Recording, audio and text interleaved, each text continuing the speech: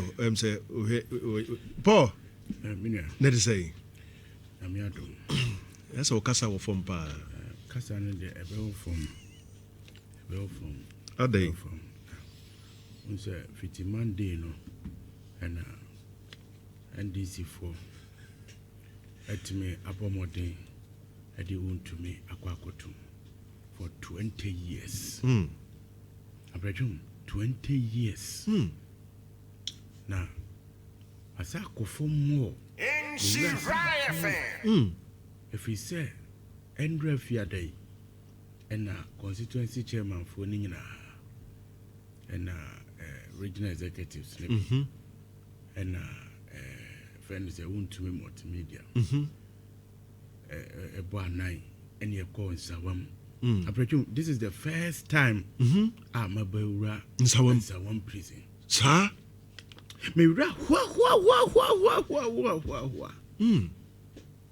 and Yasam Kitwa, Adain. I presume. War, tin. Ye child say, who knew yes movie? Why are 12 prisons? No, Massa, which in a former who share, who shen said ya who henya me. Hey, a what? Tin. Na, a choir will be fast, will be remuno. At the Ura airport. I was saying Kumasi the prisons, Kumasi prison. Ye can't say one my own tears. On say ye Timisi police station cells near there. But who's was central. What dear ya Yirimium. It is ceremony headquarters. Now, may Chow say a series of a year be fem and Sunny Edwako. It is said they would took right now. Sir, it's a chew. Minia, a Diania, Yadi Coma Wontumi no. This is a testy. Sir, no be so. Say it's not the normal and the usual. Yes. Of say we're doing yes. So check it. Hey, I bet you me ho. Na yetimi ya. If I be mutrahani atra, jina sa ne yedi ekoshia Wontumi. Na ishia Wontumi no. Papa who was so say. Hey, I was so. I just said I watch a goose, no. Minia. And this is why Bonnie. And this is why a bonnet. And this is why a bonnet. The young can be a choir you do to me a fast one. Eh, ya na ahom te. Be say me home, papa. Almost so catch us me soon. Ura mensu. Usua ye be you apie. Me so me pese me home, papa. Na me hu no na Wontumi na wo so wo sei. Oh. Aden. And now wo ho ana wo yare. Ontiapo. Say onu ankasa we diabetic. Oh, okay. Otiase. Na situation we so no. Nobody imagined say asemu air course because ye nyina follow ye. Say na say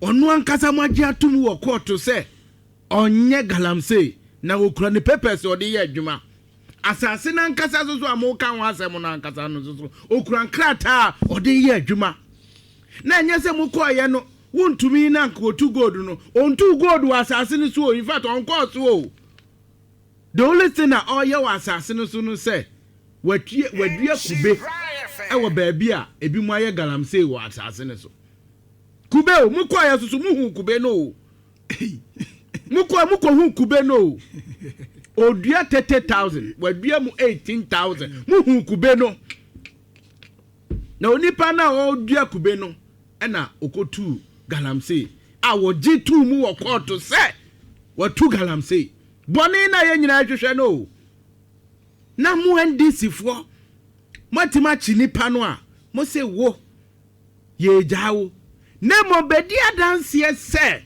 Wontumi na ka se koye sa abrejum se sa asem we ye de adi Wontumi no eti na make say NDC fo eboni no se sa asem we ye de adi Wontumi no so obi ko wasase so ekoye bone na ye kochi no na ye ka tene se wo chi aya chi wi asase wura no kodi adanse krumu tia no say onu na ka say yes abone na have you been fair to you have you been fair to you na ya manu aso 20 enfie do no den me hwe untumi aye mobo untumi aye mre ena o hwe yenim shomonim yesim yensu so na wo hwe uranim wo hwe uranim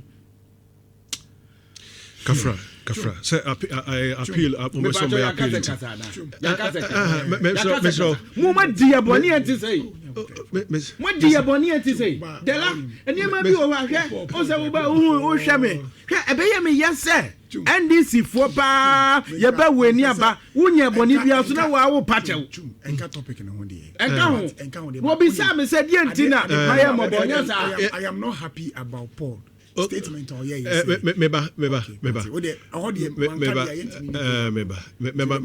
are not happy the other you want me to be happy you want me to be happy kafra Paul kafra you say there's opportunity for appeal near the in the ensuing days appeal why